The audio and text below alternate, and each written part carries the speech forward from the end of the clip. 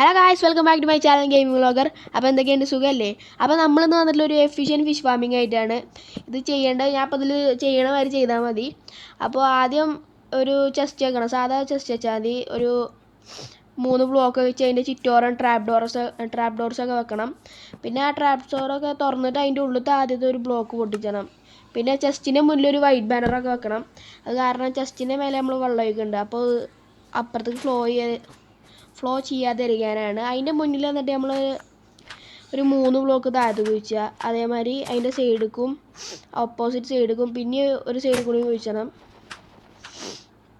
അപ്പോൾ അതിലേക്കൊരു double chest വെക്കുക.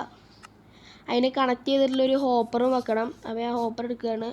അപ്പോൾ ക്രൗച്ച് ചെയ്തിട്ട് അതിന് ഹോപ്പറും വെച്ചിട്ട് അതിൻ്റെ മേലെ ഒരു റെയിലും ഒരു മൈൽക്കാട്ട് വിത്ത് ഹോപ്പറും വെക്കണം. അങ്ങോട്ട് താഴത്തേക്ക് എത്തിയിട്ട് ആ ബ്ലോക്ക് പൊട്ടിച്ചളയാം.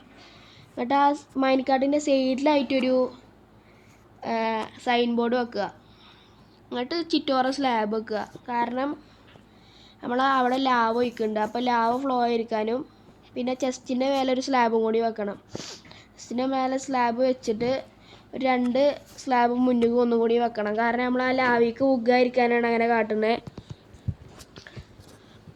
പിന്നെ ഇത് ഇത്ര തന്നെ ഉള്ളൂ. ഇതിലിങ്ങനെ സുഖമായി ഫിഷ് ചെയ്യുക.